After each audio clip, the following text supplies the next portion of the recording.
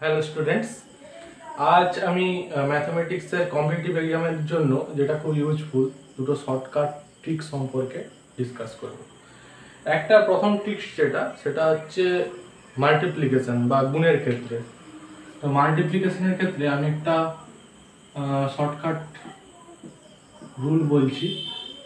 সেটা কীরকম, আমরা কিছু স্পেসিফিক গুণ খুব অল্প সময়ের মধ্যেই আমরা করে ফেলতে পারবো, মানে যদি সেই ফর্মুলাতে ওই গুণটা দেওয়া থাকে। ফর্মুলাটা কীরকম, ধরো আমি একটা এক্সাম্পল দিয়ে দেখাচ্ছি। 94 ইন্টু 96, তো অ্যান্সারটা হবে 9024।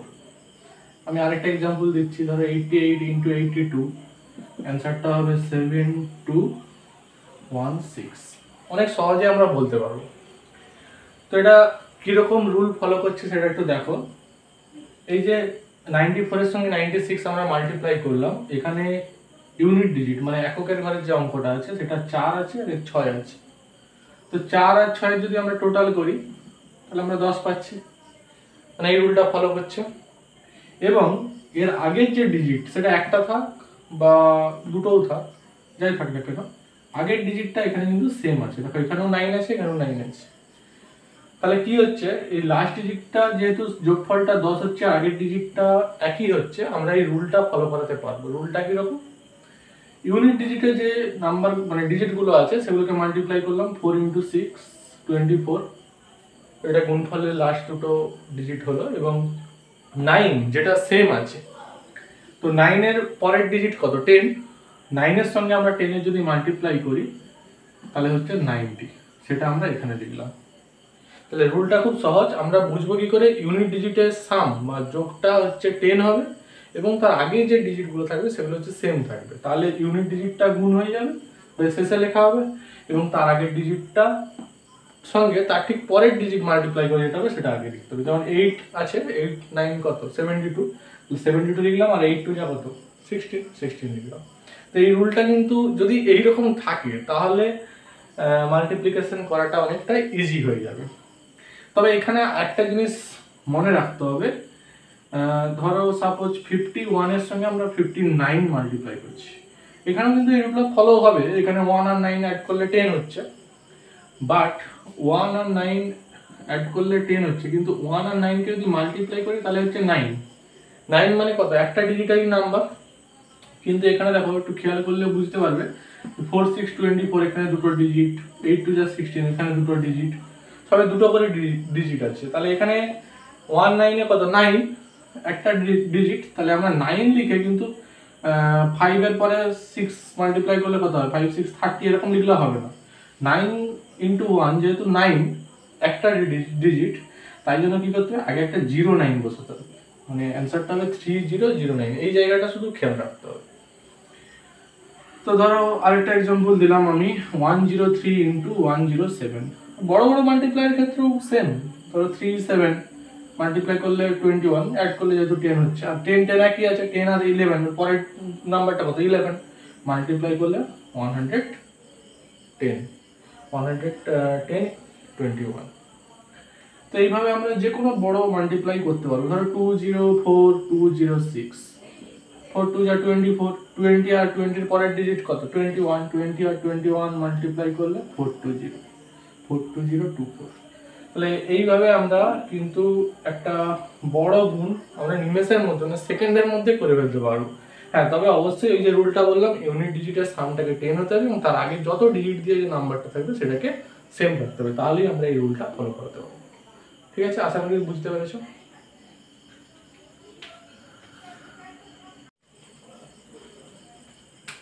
তো এবার আমি নেক্সট যে রুলটা বলবো, মানে প্রথমে বলেছিলাম দুটো প্রসেস বলবো, একটা তো বললাম মাল্টিপ্লিকেশন, তো আরেকটা হচ্ছে কিভাবে আমরা খুব তাড়াতাড়ি একটা নাম্বারের কিউব রুট বের করতে পারি, মানে যেটাকে বাংলাতে বলে ঘনমূল বের করতে পারি। মানে রুলটা হচ্ছে ফাইন্ডিং কিউব রুট। এইটা আমরা এবার শিখবো খুব মানে অল্প সময়ের মধ্যে। এবার আগে জানতে হবে কিউব রুট জিনিসটা কি বা ঘনমূল জিনিসটা কি। দেখো, বর্গমূল করার সঙ্গে সবাই মোটামুটি পরিচিত। বর্গমূল মানে ধরো 25 এর বর্গমূল, 25 এর বর্গমূল কত হয়? 25 এর বর্গমূল মানে আমরা কি বুঝি যে কোন নাম্বারকে সেটা দিয়ে মাল্টিপ্লাই করলে ওটা পাওয়া যায়। তো 25 কে যদি তুমি ফ্যাক্টরাইজেশন করো 5 5 এর 25 আর বর্গমূলের চিহ্ন এটা, বর্গমূলের মধ্যে দুটো 5 আছে মানে একটা 5, মানে 25 এর বর্গমূল হচ্ছে 5। তো একই রকম কনসেপ্টে ঘনমূল জিনিসটা কি? ঘনমূল হচ্ছে এই যে এখানে ধরো একই নাম্বারকে দুবার মাল্টিপ্লাই করে পাচ্ছি বলে বর্গমূল, এটা ঠিক 3 বার হয়ে যাবে। 3 বার হলে তখন তাকে হবে ঘনমূল। ব্যাপারটা ঠিক এইরকম, ধরো 64 এর ঘনমূল, তাহলে 64 এর ঘনমূল কি? 64 কে আমরা যদি ফ্যাক্টরাইজেশন করি 232 216 28 24 22, তাহলে আমরা 2 পাচ্ছি কটা? 2 2 2 2 2 2, টোটাল দেখো 6টা 2 পাচ্ছি। তাহলে এখানে বর্গমূলে দেখো দুটোর জন্য বেরিয়েছিল একটা, তাহলে এখানে কি 3টের জন্য বেরাবে একটা, 3টে 2 এর জন্য একটা 2, 3টে 2 এর জন্য একটা 2, তাহলে 2 2 যা 4। তাহলে 64 এর ঘনমূল বা কিউব রুট হচ্ছে কত হবে? 4 হবে। মানে আমরা তাকে ফ্যাক্টরাইজেশন করব, করে 3টের জন্য একটাকে বের করব। আর এই জিনিসটাকেই আমরা হচ্ছে একটা শর্টকাট ট্রিকের সাহায্যে শিখব, মানে খুব বড় নাম্বার যখন দেওয়া থাকে। এবার একটা কথা এখানে মনে রাখতে হবে যে নাম্বারটাকে অবশ্যই হতে হবে পারফেক্ট কিউব বা পূর্ণ ঘন সংখ্যা। মানে আমি যে শর্টকাট প্রসেসটা এখন বলবো এটা কিন্তু যে কোনো নাম্বারের কিউব রুট বের করার ক্ষেত্রে নয়, নাম্বারটা যদি পারফেক্ট কিউব নাম্বার হয় বা পূর্ণ ঘন সংখ্যা হয়। এবার এখানে প্রশ্নটা আছে যে পারফেক্ট কিউব বা পূর্ণ ঘন সংখ্যা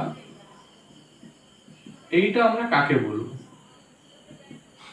এটা কি যে কোনো সংখ্যাই পূর্ণ ঘন সংখ্যা? না, এই ধরো 64, এটা কিন্তু একটা পূর্ণ ঘন সংখ্যা বা পারফেক্ট কিউব নাম্বার। কেন না, এই 64 এর ঘনমূল করে দেখো আমরা যেটা পাচ্ছি রেজাল্টটা কিন্তু একটা পূর্ণ সংখ্যা পাচ্ছি।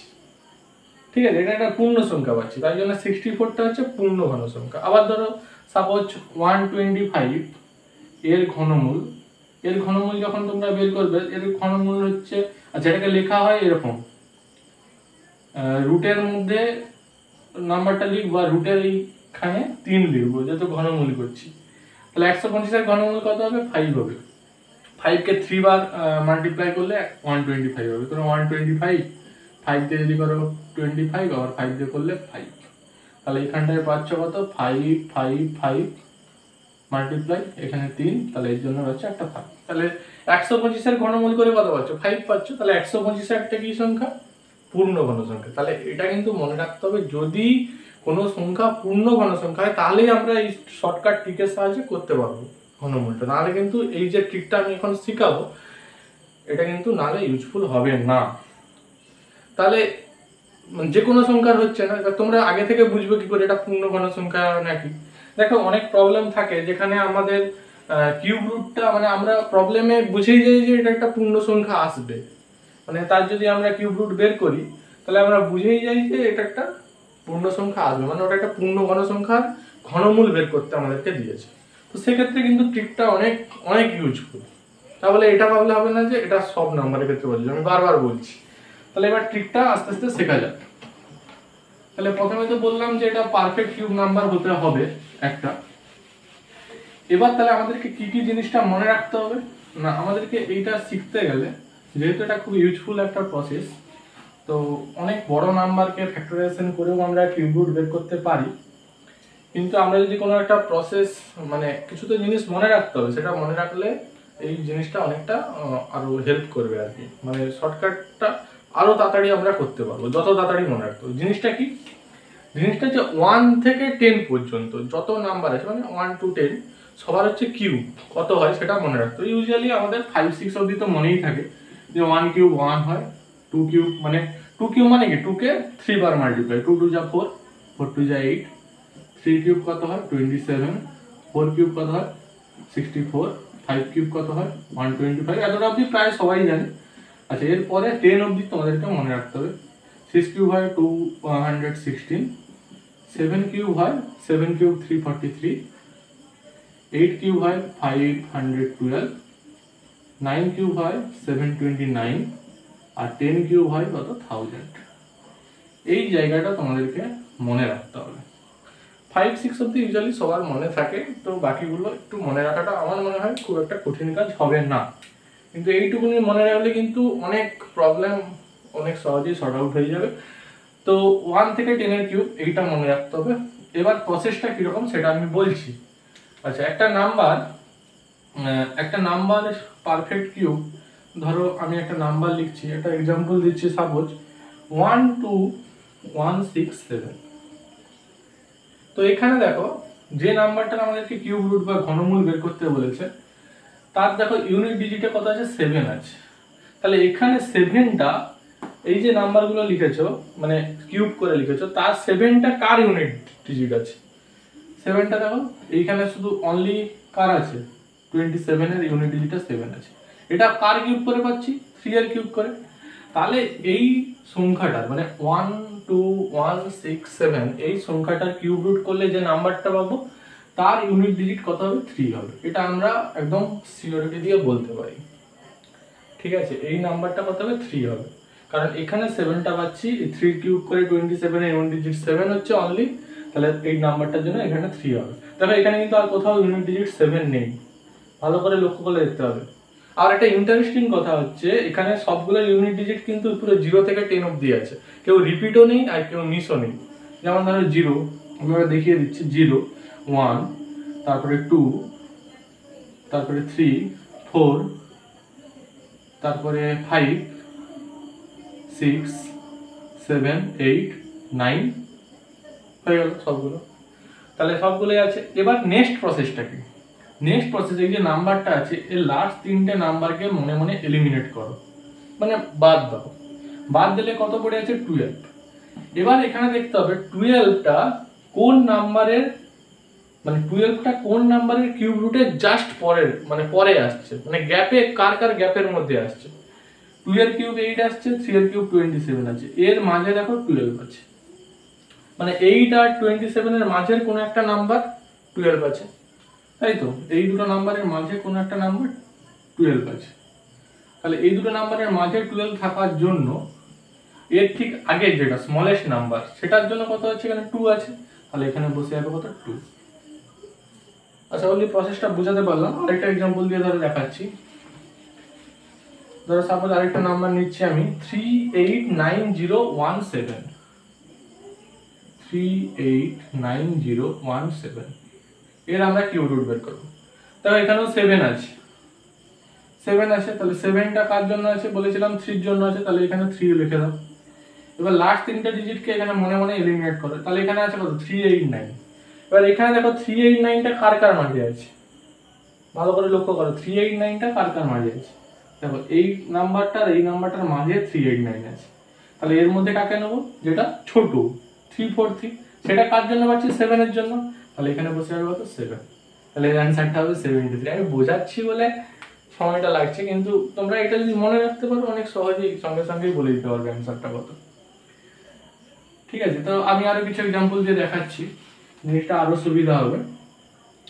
সাপোজ আরেকটা নাম্বার নিচ্ছি 493039, এইটা আমরা কিউব রুট বের করব। তো শেষে কত আছে? 9 আছে, তো 9 এখানে শেষে কোথায় আছে? দেখো 729, 9, তাহলে না এটা পাচ্ছি কার জন্য? 9 এর জন্য, তাহলে এটার অ্যানসারের ইউনিট ডিজিটটা 9 হবে। এটা ক্লিয়ার হয়ে গেল। তাহলে লাস্ট তিনটাকে আমাকে এলিমিনেট করতে হবে, এলিমিনেট করলাম, পড়ে আসে কত? 493। 493 এখানে কার কার মাঝে আছে? এই আবার 343 আর 512 এর মাঝে আছে, কত আছে? 493। তাহলে এর মধ্যে স্মলেস্টটা কত? 343, সেটা পাচ্ছি কার জন্য? 7 এর জন্য, অ্যানসার হবে 79। মানে কত কুইকলি আমি বলতে পারলাম। আবার বলছি, এটা অনলি তখনই হবে যদি এটা কিউব রুট করে আমরা একটা পূর্ণ মানে সংখ্যা পাই, মানে এটা যদি একটা পূর্ণ ঘন সংখ্যা হয়, না হলে জিনিসটা কিন্তু চেঞ্জ হয়ে যাবে। আমি দেখাচ্ছি, সাপোজ ধরো 493 জায়গায় এখানে থাকলো 450039, তো তোমাদের মানে আমার শেখানোর প্রসেসে তার বেলাতে অ্যান্সার হবে 79। তো 79 এর কিউব কি দুটো হয় নাকি? একটাই তো হবে। ওই জন্য বারবার আমি বলছি এটাই অ্যান্সার হবে, আর এটাকে অবশ্যই হতে হবে কি? Perfect cube number. মানে নাম্বারটা যদি তোমাদেরকে সিওরিটি দিয়ে বলা থাকে যে it is a perfect cube number, then find its cube root, মানে এরকম যদি প্রবলেম বলা থাকে তাহলে কিন্তু তোমরা তার কিউব রুটটা অতি সহজে বলতে পারবে। বাট এই সিওরিটি যদি কেউ না দেয় যে এটা একটা পারফেক্ট কিউব নাম্বার, তাহলে কিন্তু এই প্রসেসটা হঠাৎ করে ইউজ করতে যেও না, কারণ ভুল হয়ে যাওয়ার চান্সটা অনেকটাই থাকবে, কারণ পসিবিলিটি অনেকগুলোই থাকে অপশানে। তো এটা পারফেক্ট কিউব নাম্বারের ক্ষেত্রে যদি বলা থাকে তাহলে এর থেকে মানে ভালো একটা ইউজফুল প্রসেস আর কিছু হতে পারে না। তো আরও আমি কিছু এক্সাম্পল দিচ্ছি। সাপোজ 970,299 এর আমরা কিউব রুট বের করবো। তাহলে এখানে আছে কত 9, তো 9টা পাচ্ছি অবভিয়াসলি, আবার এই 9 এইটার জন্য, আবার এটা পাচ্ছে কত 9 এর কিউবের জন্য, তাহলে ইউনিট ডিজিটটা 9। 970 কার কার মাঝে আছে, এই দুটো নাম্বারের মাঝে আছে, তার মাঝে ছোটকে এইটা, তো এটা কার জন্য পাচ্ছি 9 এর জন্য, তাহলে 99 এর কিউব করলে এটা পাবো। তার মানে 970,299 এর কিউব রুট করলে 99 আমরা পাবো। তার একটা এক্সাম্পল নিচ্ছি। সাপোজ 314,432, তাহলে এর কিউব রুট। তাহলে এর কিউব রুট আমরা কিভাবে করবো, দেখো শেষে 2 আছে, শেষে 2 এখানে কোথায় আছে, এই যে এটা পাচ্ছি কার জন্য, 8 এর জন্য, তাহলে 8 লিখে দাও, লাস্টের তিনটাকে এলিমিনেট করো। 314 কার কার মাঝে আছে, এই দুটোর মাঝে আছে, মানে 6 7 এর মাঝে আছে, ছোটটাকে 6, 68 ইজ দ্য অ্যান্সার। আরেকটা एग्जांपल দিচ্ছি, সাপোজ খুব কুইক 42875 এর আমরা কিউব রুট বের করব। শেষে আছে 5, 5 4 5, 5 এর জন্য 5 হয়ে গেল, শেষে তিনটাকে এলিমিনেট করো। 42 কার কার মাঝে আছে, এই দুটোর মাঝে আছে, এর মধ্যে ছোট 27 পাচ্ছি কার জন্য, 3 এর জন্য, তার অ্যান্সার ইজ 35। তো কত সহজেই আমরা কিন্তু একটা নাম্বারের কিউব রুট, যদি সেটা পারফেক্ট কিউব নাম্বার হয়, সেটা বের করে ফেলতে পারবো। তো এই ট্রিকগুলো জেনে রাখতে হবে, জেনে রাখলে তোমাদের কম্পিটিটিভ এক্সামে কোনো প্রবলেম সলভ করতে অনেক কম সময় লাগবে এবং সেটা তোমাদের জন্য অনেক ইউজফুল হবে। অনেকদিন পর ভিডিও আজকে আপলোড করলাম। যদি ভিডিওটা ভালো লেগে থাকে অবশ্যই আমার চ্যানেলটাকে সাবস্ক্রাইব করে দিও এবং ভিডিওটি ভালো লাগলে বন্ধুদের সঙ্গে শেয়ার করো। Thank you.